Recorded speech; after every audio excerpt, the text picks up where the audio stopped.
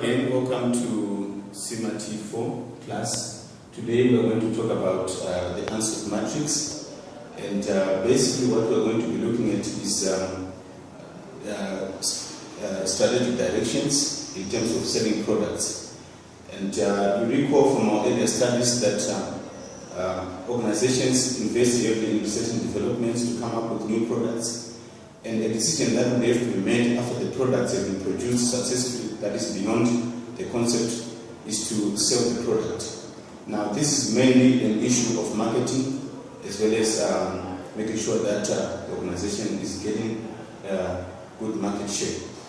Now today we are going to look closely at the four quadrants of the answer matrix.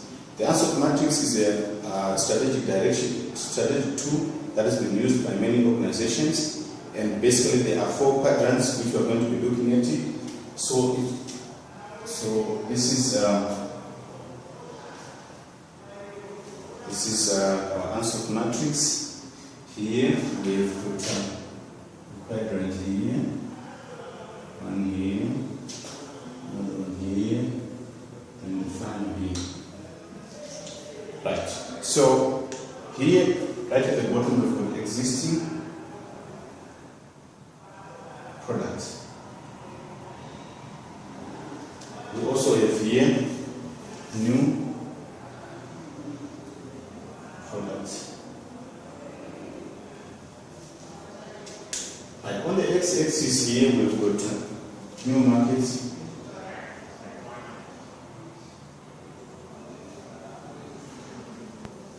New markets. Actually, new markets are right at the top. New markets. And then existing markets. For short, this is of markets. So in each quadrant, now we're now filling to say what happens here. We've got an existing product and an existing market. So here we're talking about, this is where we are looking at issues of market penetration. We already have the product, we already have an existing market that we've identified, we've made the product for a specific market, but now we're looking at issues of market penetration. Now, in terms of market penetration, what we are now saying here is that we already have research information which shows us that the current levels of our sales is lower than the potential in the market, and that besides competition in the market, we still convinced that there is scope for us in terms of increasing our market share and in terms of increasing our revenue. So there are two implications here. There are operational issues, there are ops for short, as well as financial implications. Now, when we decided to do this, in terms of operations, when we market our product in the existing market, we are going to anticipate that there should be an increase in the demand for our products. Therefore, in terms of our manufacturing, we should be ready to do that. Then, in terms of financial implication, we might have to set up a budget, especially a strong budget for advertising, so that we can be able to advertise as well as marketing our products successfully. Now, we move on to the second quadrant, which is this is where we are talking about existing products in the new markets. Now, this is what we call market development. I may use blue for consistency. Market development. Now, what are we doing here? So this strategy works when we know that in the existing market with the existing product, there remains scope for us in terms of increasing our sales. Now here we're talking about new markets with the existing products. We believe that the current products we have are still relevant, but we are not able to continue selling them in the existing market, maybe because of market saturation, but we believe that in another market, probably a foreign market or a market that has not been tapped already, we believe that these existing products can still be able to be sold. Now, there are complications to do associated with this strategy. the issue now is that we need reliable information about the products, about the demand, about the market share, and also our ability, the ability for our existing products to meet the demands of the new market. But otherwise, this augurs well. In most cases, organizations combine this to say you are servicing the existing market with the same products, but you're also identifying new opportunities. This is the ability to increase your revenue. Here, probably, because the market is new, you could actually see that there could be higher profit margins because of that. So the profit margins should be able to be enjoyable because it's a new market. And here we're saying in the existing market again, if we do this together to say we're servicing the existing market and we're getting into a new market, this one will be able to give us consistent cash flows, probably because of approaching market saturation. Now we move on to the next quadrant where we're talking about product development here. Product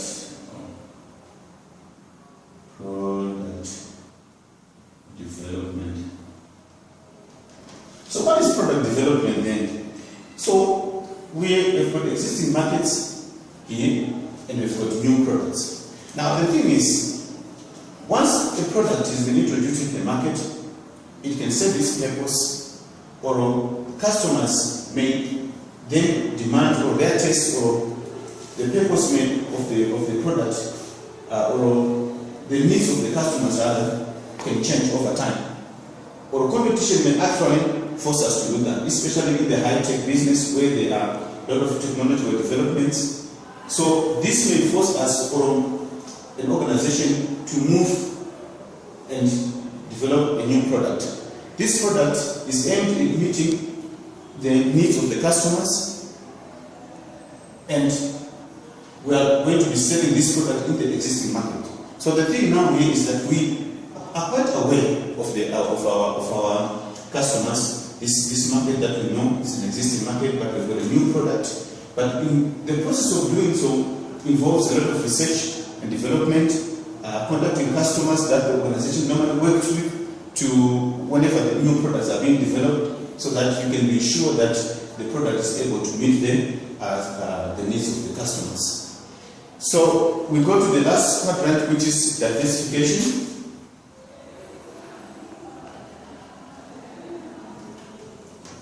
Now, in terms of market diversification here, as you can see, we are talking about we have new products as well as new markets. Everything is new here. So what is the purpose of doing this? Now, this can be motivated by the fact that we have identified that. So, talking about diversification, we've said this is where an organization has identified that there's an opportunity in a new market, like here we've got new market here, and then, but the new market cannot be serviced with the existing products. So basically what we are trying to do here is that what the organization is trying to do is to be able to come up with new products to meet the demands or requirements of the new market. This involves a lot of research and development, as well as initial marketing of the product for the product to be accepted. When you look at all this now, probably we should be able to look at what's the benefit of this unsolved matrix. Unsolved matrix. So, what's the benefit then? Why are organizations so interested in this matrix? This forms the basis for strategic decision making as far as products are concerned. And if you look at what we've discussed here in terms of existing products, existing market, there will come a time when the existing product being sold in the existing market, the market becomes saturated. Now the product life cycle from our earlier studies suggests that there will come a time when a product can simply just continue to sell in the same market. And because of that, it is probably at that point that management will have to make a decision to move this product to a new market if there is a market for this existing product.